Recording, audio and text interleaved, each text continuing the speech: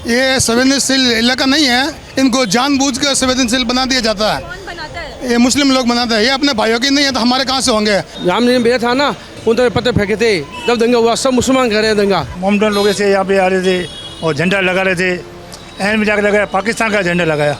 तो वो भागते भागते इधर आए, फिर गाड़ी पड़ी तो सब गाड़ी पटक दी, फिर बोला क्या नाम है, फिर मारने लगे, दुकान में शटर फोड़ दिया और हाथ में कोई तिजाई की बोल रहे और वो भी जब जमीन में फेंक दी उन्होंने उस समय। इसका चेहरा आएगा ना वो जीत जाएगा इधर। वही हुआ था पहले भी, पहले हमारा यही हुआ था।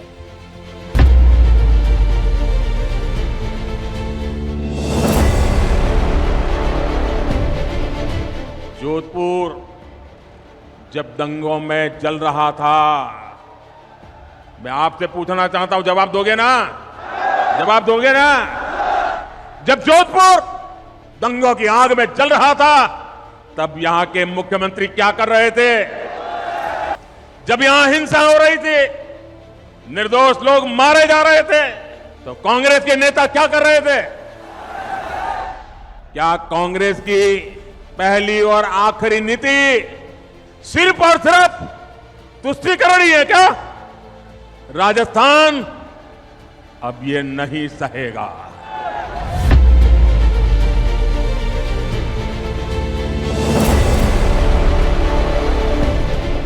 ये जो आपने अभी स्क्रीन पर सुना, ये प्रधानमंत्री मोदी का 2023 के राजस्थान चुनाव के दौरान जोधपुर रैली में दिया गया बयान है।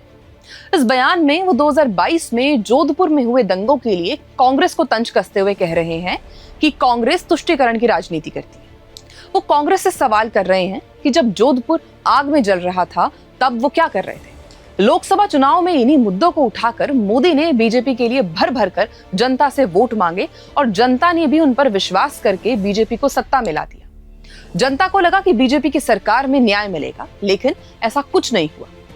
नहीं सहेगा राजस्थान का जो नारा बीजेपी ने लोकसभा चुनाव के दौरान दिया था, अब जनता के मुताबिक ये सिर्फ एक चुनावी जुमला बन गया है। राजस्थान अब ये नहीं सहेगा।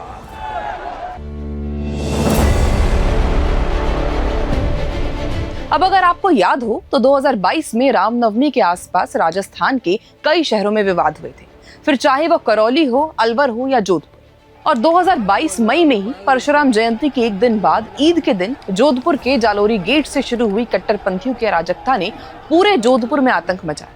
इस हिंसा से पीड़ित आज भी कोर्ट और थानों के चक्कर में लगे हैं, लेकिन पीड़ितों को आज तक न्याय नहीं मिला। जब हमारी टीम जोधपुर पहुंची तब हमें पता चला कि यह पहली बार नहीं था जब जोधपुर में ऐसी घटना को अंजाम दिया गया हो, बल्कि इससे पहले साल 2008, 2012, 2019 और 2021 में भी ऐसी ही घटनाएं हो चुकी हैं।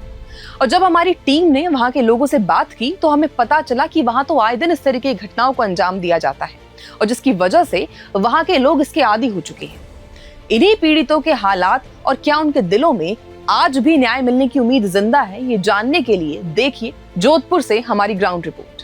जोधपुर जब दंगों की आग में जल रहा था तब यहां के मुख्यमंत्री क्या कर रहे थे?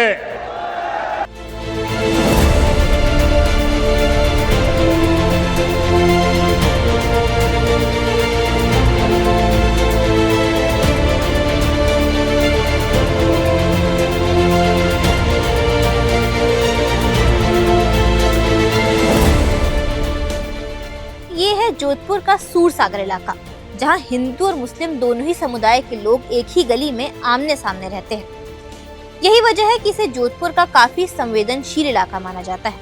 यहाँ आए दिन दोनों समुदाय के बीच मनमुटाव हो जाते हैं। जब हमारी टीम यहाँ पहुंची तो स्थानीय मुस्लिम समुदाय के लोगों ने बताया कि 2021 में इसी इलाके में भयानक हिंसा हुई थी, जिसमें कई लोगों के मकान और गाड़ियां जला दिए गए थे। 2021 के अंदर हुआ था, मैं घर के अंदर बैठा हुआ था, एकदम रात के टाइम 10 साढ़े 10 के बजे करीब है ना, एकदम पीछे से लोग आए, पत्थर मारने लगे, दरवाजे बारी कार आके लोगों ने आके यहाँ आग लगा दी।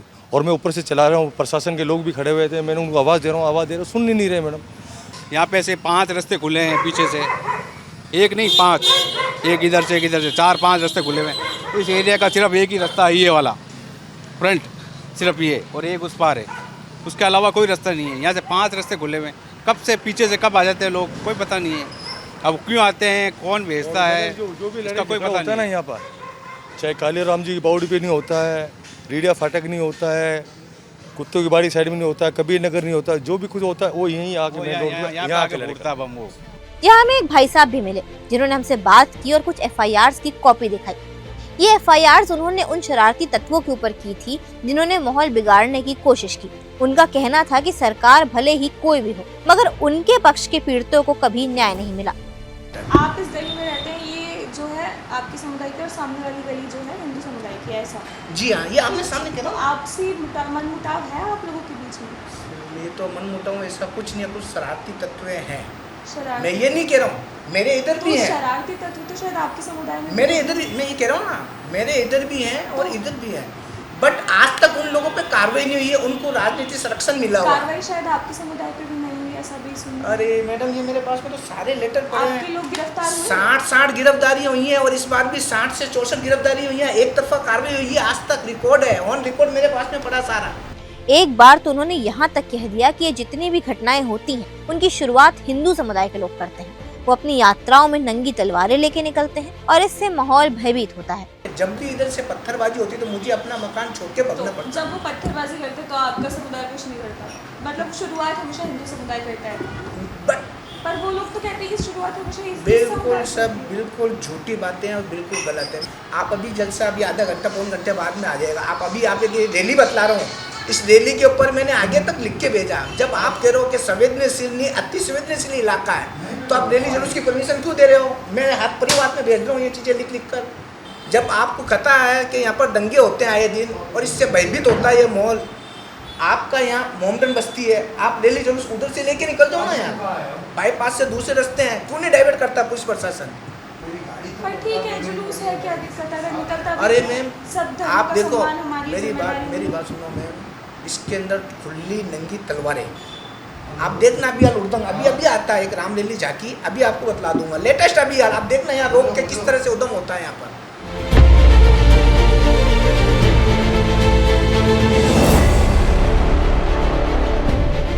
मगर जब हमने वहाँ के हिंदुओं से बात की तो पूरा मामला ही उल्टा नजर आया।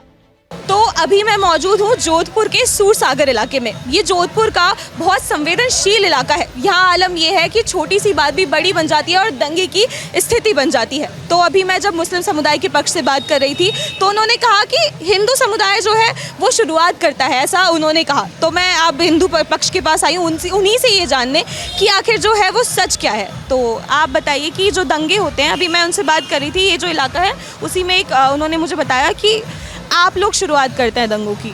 नहीं, ऐसी कोई बात नहीं है, ये सिर्फ एक माहौल बना रखा है। हिंदू कोई शुरुआत नहीं करता। अभी पता नहीं कौन करता है, कैसे होता है, लेकिन होता जरूर है।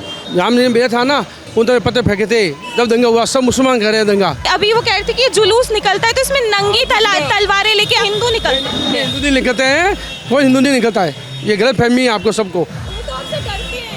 नहीं, कोई गलत फहमी है। हम शुरुआत वही करते हैं, बार बार हर बार फितूर यही करते हैं। अभी वो लही हुई थी ना, इसने फितूर किया। पता नहीं क्या असामाजिक तत्व तो कुछ आते हैं, हमारे क्षेत्र के तो नहीं है। आप लोगों के क्षेत्र के नहीं, ये बाहर के भी लोग आते हैं, माहौल बनाते हैं और माहौल बना के यहाँ झगड़ा, दोनों सांप्रदायिक झगड़े हो जाते हैं। तो उसमें मतलब ये है कि निर्दोष लोगों का भी नाम लिखा जाता है, झूठा नाम लिखा जाता है। कुछ बच्चों का करियर ख़राब हो गया, उनको नौकरी नहीं मिल रही है, पढ़ नहीं पा रहे हैं, उनका पुलिस थाने के चक्कर लगा के घर वाले परेशान हो गए। न्याय नहीं मिला पीड़ितों को 2022 में। जो लोग कानून ये कहता है कि नहीं आप शामिल थे। कुछ बच्चों ने प्रूव भी कर दिया कि उस वक्त झगड़े वाले दिन यहाँ के बच्चे उस जोधपुर में नहीं थे, एग्ज़ाम देने गए थे, जोधपुर से बाहर थे, फिर भी एक दूसरे के कहने से नाम झूठा नाम लिखा जाता है। ये सबसे गलत बात है। कानून पुलिस प्रशासन को तस्दीक करनी चाहिए कि ये जो निर्दोष बच्चे हैं इनका नाम यहाँ से दंगे से बाहर निकाले। ये संवेदनशील इलाका नहीं है, इनको जानबूझकर संवेदनशील बना दिया जाता है। कौन बनाता है? ये मुस्लिम लोग बनाते हैं। ये अपने भाइयों की नहीं है तो हमारे कहाँ से होंगे? मुस्लिम लोग बाहर से थे, इनका एक ही एजेंडा होता है, पूरे जोधपुर से, चाहे बकरा मंडी वहाँ पाल है, बकरा मंडी इधर है, यहाँ इधर मंडोर में कोई जो एरिया है, सब लोगों का इनका कांटेक्ट होता है। जब भी दंगा होता है या दंगे की प्लानिंग होती है, ये सब लोग एक जगह एकत्रित हो जाते हैं। बताइए, वो तो कह रही थी कि उन्हें डर लगता है आप लोगों से। आप जाके कोर्ट में देखिए, फाइलों में देखिए, मुकदमा में देखिए, किन को डर लगता है, किन को नहीं लगता है। जब हमारे आदमियों को मुस्लिम बनाया जाता है और जो बच्चे पढ़ रहे हैं उनको मुस्लिम बनाया जाता है, ये मैं नहीं कहता, ये कोर्ट कहता है। निर्दोष बच्चों की ज़िंदगी ख़राब कर रहे हैं, कैरियर ख़राब कर रहे हैं। कहते हैं कि मतलब उनके समुदाय से लोगों को प्रशासन जो है एक तरफा कार्रवाई करता है और उनके प्रशासन के लोग सिर्फ कांग्रेस राज में एक तरफा कार्रवाई होती है। आज भी आप थाने में जाकर रिपोर्ट देखिए, हिंदू समाज के 25 लोग मुस्लिम हैं और मुस्लिम समाज के 3 लोग मुस्लिम हैं। ये मैं नहीं कहता हूँ, ये आंकड़ा कहते हैं। आप थाने में जाइए, कोर्ट में जाइए, कहीं भी जाइए, वहाँ के आंकड़े बताएंगे। मैं झूठ नहीं बोल रहा हूँ, हर बार यही होता है। जोधपुर जब दंगों की आग में जल रहा था तब यहाँ के मुख्यमंत्री क्या कर रहे थे?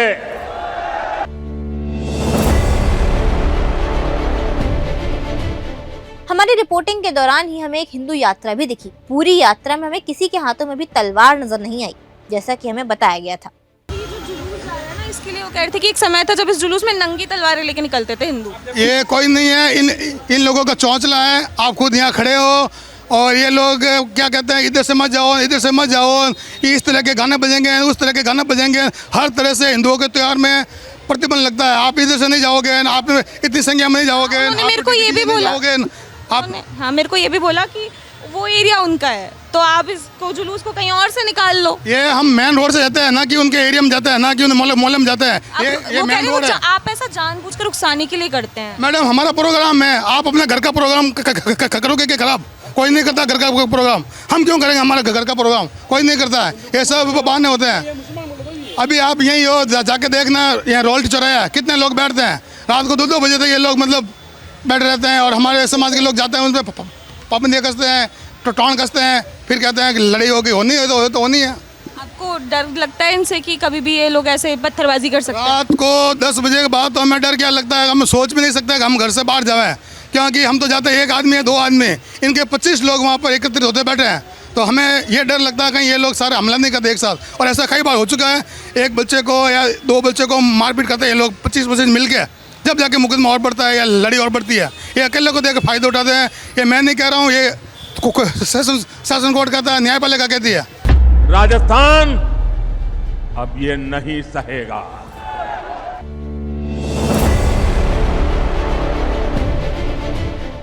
सूरसागर के संवेदनशील इलाके से निकलकर हमारी टीम वहां से 5 किलोमीटर दूर जालौरी गेट पहुंची।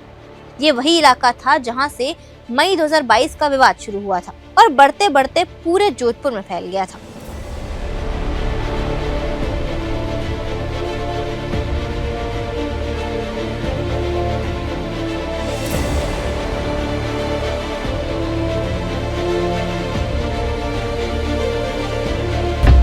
जोधपुर जब दंगों की आग में जल रहा था तब यहाँ के मुख्यमंत्री क्या कर रहे थे?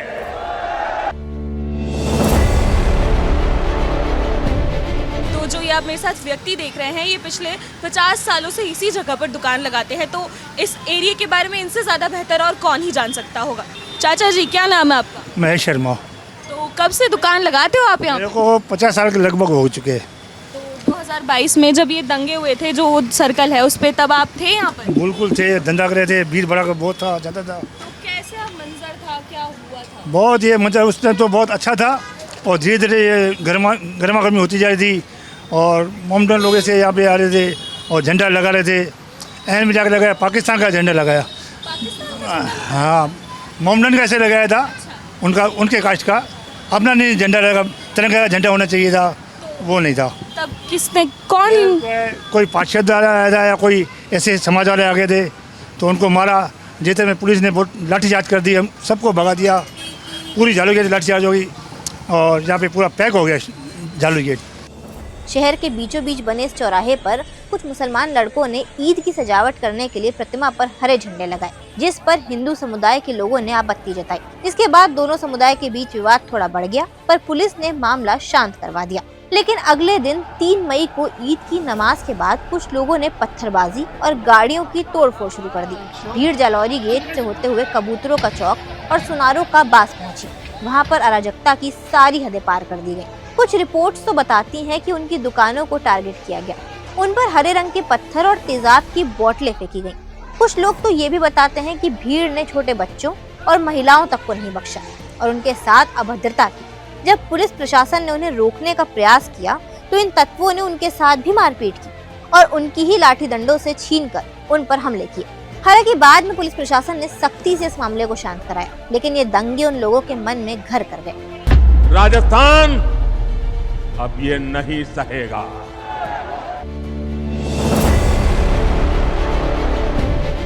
इस इलाके में आज भी लोगों में एक डर है, और डर इतना है कि उन्होंने हमें इस मुद्दे को उठाने से भी रोक दिया। और 25 आदमी उसके पकड़ लेगा, 25 हमारे पकड़ के ले गए। अच्छा। तो हम तो नहीं खेल लड़ेंगे। तो हमारा सब झूठा बढ़ा दिया। 80,000 रुपये कम छोड़ा सर। और सर स्टेटस क्या है? अभी न्याय मिला है? न्याय क्या, पैसे देके छूट के सब छूट गए। और वो जो मुस्लिम, उनको तो पहले छोड़ दिया भाई। अच्छा, उनके ऊपर कार्रवाई ही नहीं की? उनकी तो सुपारी थी, हमारी सुपारी। और ये हुआ क्यों था?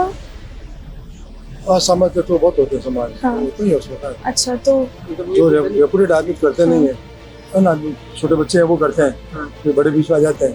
तो इसी बात को उठाओ, बताओ, खत्म करो बात को। छोटे मैटर मत उठाओ आप। मेरी तो राय आपको है, मैं आपसे बड़ा हूँ, इसकी राय है।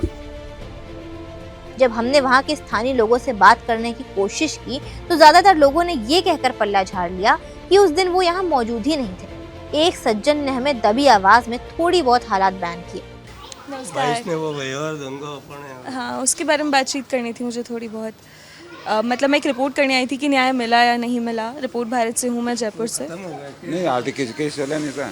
केस चल रहा है ना, न्याय नहीं मिला पीड़ितों को, तो उसी पे बात करनी थी मुझे। वापस बाबा आ रहा है, कमलेश है और नरेंद्र है और वो विमलेश है, 3 सजा काटने वाला है। ये हिंदूज में सजा काट? 3 इन्होंने। क्यों? और मुस्लिम्स? मुस्लिमों को सब जमानत हो गई। सबकी जमानत दे दी? इनके 6 महीने अंदर से भी बाहर है और अभी भी केस चल रहा है। और वो सब जमानत पे बाहर है, और 3 लोग हैं जो हिंदुओं के सजा काट रहे हैं। उनको काट के आए। अच्छा, 6 महीने बाद जमानत मिली तीनों को। तो अभी वर्तमान में कोई मतलब केस चल रहा है या बंद हो गया? चल रहा है, अभी कैसे पड़ जाते हैं। आप कौन जाते हैं? वो बिमलेश ज्यादा कोर्ट चौक में रहता है। आप चलो मकान में से मिला दूँ। ठीक है। और मैं को ये जानना है कि उस समय जब ये स्थिति हुई थी, जब इस तरह से जो हुआ था, क्या माहौल था? हम तो यहाँ पे बैठे थे रेंट से, अचानक वो गौड़ चौक से लोग निकले, दंगा हो गया, दंगा उस साइड रोड से। तो वो भागते भागते इधर आए, फिर गाड़ी पड़ी तो सब गाड़ी पटक दी। फिर बोला क्या नाम है, फिर मारने लगे, दुकान में शटर फोड़ दिया। अच्छा। और हाथ में कोई तिजाई की बोल रहे और वो भी जब जमीन में फेंक दी उन्होंने उस समय। और उसके बाद जो है पुलिस ने न्याय दिया भाजपा की? न्याय दिया, जो गाड़ी को तोड़ फोड़ हुई ना, उनका मुआवजा मिला था बस, और कुछ नहीं मिला। न्याय नहीं मिला आज? न्याय तो अभी तो पैसे चल रहे हैं, न्याय हुआ है, फैसला तो हुआ नहीं अभी तक। धन्यवाद। मिलना तो आगे तीनों को अब जो है ना, जो सजा भुगत रहे हैं वो तीनों एक गौड़ चौक में रहते हैं, एक 200 नरवास में रहते हैं। अब मैं आप उनका घर बता सकते हैं जो 3 सजा भुगत रहे हैं? आ जाते हैं, में रहते हैं। चलो बताइए। अच्छा, उनके अभी भी जेल में से बाहर आ गए, जमानत पे जाना पड़ता है। बाहर केस तो केस में जाना पड़ता है। तो उनसे क्या बोला था, तो बस यूजी गवर्नमेंट आए थे, आपको केस खत्म हो गया। अभी तो अच्छा चल रहा। यहाँ इनके डर का आलम आप देख सकते हैं कि कोई भी ऑन कैमरा नहीं आना चाहता, क्योंकि इन्हें डर है कि अगर उनके चेहरे सामने आए तो उनके लिए मुश्किलें खड़ी हो सकती हैं। इसीलिए हम आपको इनका चेहरा नहीं दिखा सकते, लेकिन एक बार आप इनका डर सुनिए।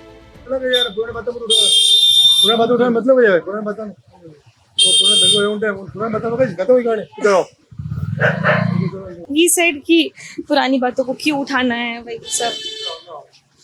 जी बिल्कुल।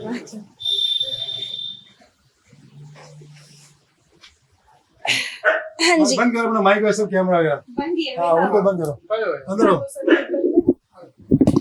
उनको वो दंगा हुआ था, उस बात में मत उठाओ आप, गलती में आप लोग। वर्तमान में शांति है बेटा, वर्तमान बिल्कुल शांति है। ये है जिनको कांग्रेस सरकार के बस ये बात चल रहे हैं, बीजेपी ने उनके वापस नहीं किया। जैसे वो थे ना, ये जो पीड़ित थे, जैसे अपने हिंदू पक्ष के जो पीड़ित थे, उनको न्याय मिला या नहीं, बस इतना सा जो है न्याय मिल गया, खत्म कहां नहीं आ रहा है। उनको तो जो मिला था ना उसमें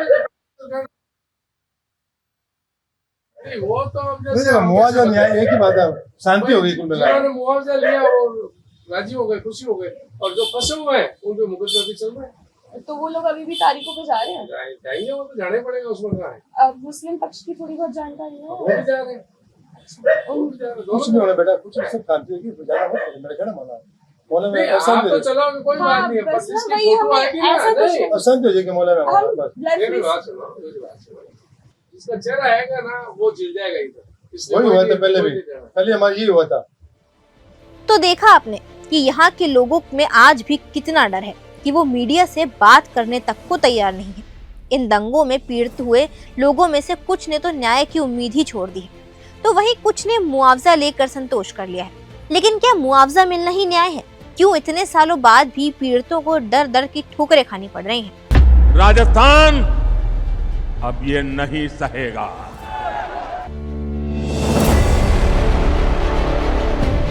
शायद प्रधानमंत्री नरेंद्र मोदी और भाजपा उस समय सरकार में रहे अशोक गहलोत की बात मानकर बैठ गए हैं कि ये घटनाएं मामूली बात हैं। लेकिन अब सवाल ये उठता है कि इसकी सजा कौन भुगत रहा है? जनता और पीड़ित जो न्याय के लिए दर दर की ठोकरें खा रहे हैं। अब रही बात भाजपा सरकार की, जो राजस्थान में नहीं सहेगा राजस्थान का नारा लेकर के आई थी, उसी सरकार के लिए राजस्थान की जनता पूछने लगी है कि आखिर कब तक सहेगा राजस्थान? राजस्थान अब ये नहीं सहेगा।